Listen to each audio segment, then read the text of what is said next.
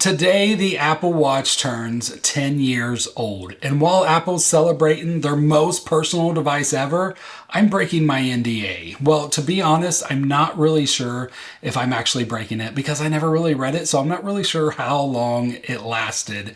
But according to ChatGPT, because that's just where I go everywhere now, they say most of them only last about 3 to 5 years. Now, they do mention that some of them last indefinitely, but I don't think this is the case, so I think I'm fine. All right, it's story time. Coming close. Wait, sorry. One more thing. Apple, if you're watching this right now, please don't sue me. I love you, and you also basically have all my money anyway. Okay, back to story time. So it was December of 2014. I was working as a iOS engineer at a local startup, and we had a fairly popular app. Apple had actually already invited us to the campus once before, and this time they were doing it again, but they had a couple more requirements.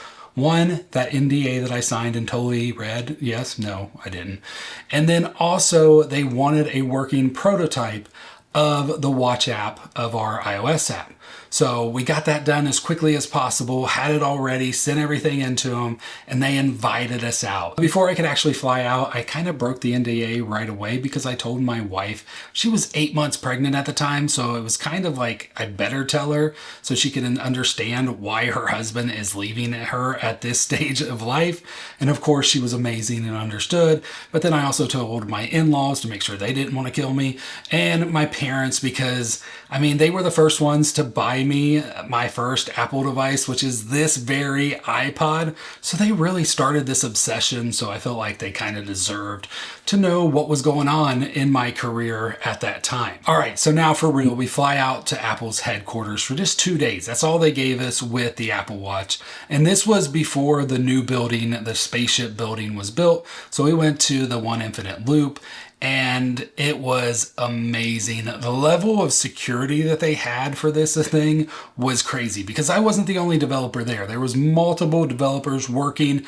I kind of got some ideas of who else was there. I'm not going to say it, but our badges, which I still have, they were just, stickers. They wouldn't even put the company name on our badge. So they didn't want us talking about what company we worked for, where we were from, anything with anybody else there. We actually had secluded rooms. So there was probably about 15 to 20 developers in a room working on their version of their Apple Watch apps all at the same time.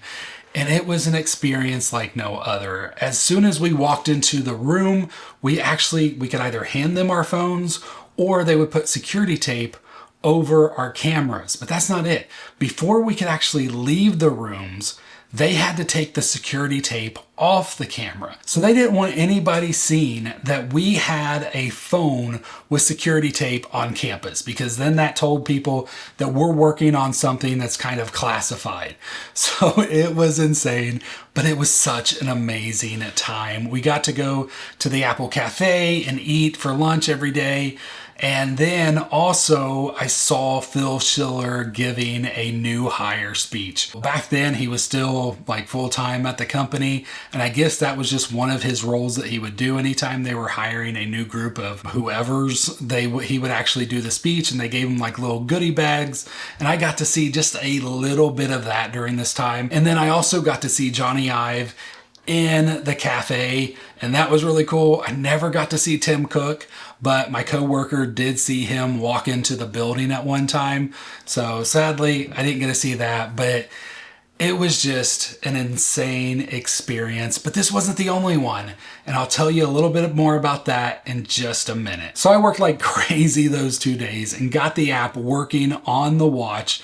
And it was very limited on what it could do. The watch back then was very phone dependent. Like you couldn't really do anything other than maybe tell time on the watch without the phone right there with you. And I can still remember the watches they gave us to try and test. They were just the silver watches, and they had the blue sport band on there. And it was just so much fun. We got to put them on. We could check them out, check out the other apps on there. There was no other third-party apps. It was just all the Apple apps. But after those 2 days, we headed home, and we thought we were done at that point. But about a month later, they invited us back. It took a little bit of time to try to figure figure out a week that would work because this time they invited us for an entire week. So we ended up going in March. I also have the little key tag for that one. And this time we were company G16. Once again, we couldn't talk about anything. And this time we were in a room called San Francisco, which I thought was funny because the San Francisco font was basically born with the Apple Watch. And this time, like, I definitely saw some developers that I knew, not like knew personally, but I definitely knew. I mean, some big apps were in that room. We got to talk to different developer advocates. They would help us out if we had any issues. And we'd also just talk about just tech stuff in general, talked about, you know, the watch and how cool it was and what watch bands we were interested in. It was a blast. But I also, at this time, my wife had given birth to my son. So she was at home this time around with a 4-year-old, a 1-month-old, and just herself. So I actually did not stay the full week. I think I got it done in like 3 or 4 days and rushed back home as quickly as I could and just had to go home and wait almost a month without the watch. But of course, April 15th hit. I pre-ordered the watch as soon as I could. You know, had to wait a couple weeks. And then on April 24th, it showed up.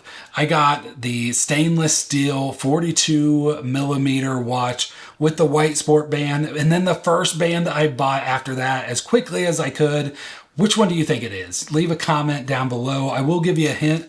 It wasn't the Link band. I really wanted this one, but I could not afford it. So, all right, I gave you a little bit of time. So if you haven't, pause it real quick because I'm about to show you which band I bought. Because of course, I still have it. It's right here. If you didn't know, when the Apple Watch first came out, it was very luxury. Everything was in like a jewelry box. The watch bands were, at least the more expensive ones. The watch itself came in a jewelry box. I still have that somewhere as well. But this is the first watch band I bought, and it's not even in here. A few moments later. It was the bright blue leather loop band. So if you know what the leather loop is, it's been discontinued for quite a while now. They came out with a leather link, and then they came out with a magnetic link band, which is just awful. But this was the first version of it, and I loved this band so much because there was no buckle on it. So as I used my laptop, I didn't have to worry about like scratching the laptop itself. If you know me, you know that's a very important thing for me, and a lot of my bands are some kind of form of something to where I don't have that buckle right there. So, but I want to hear your story. What is your Apple Watch story? Whether you had the first one 10 years ago or you got one more recently, what caused you to buy it, and are you still enjoying the Apple Watch? Let me know in the comments below. I'm gonna read every single one of them. Thank you so much for watching. God bless.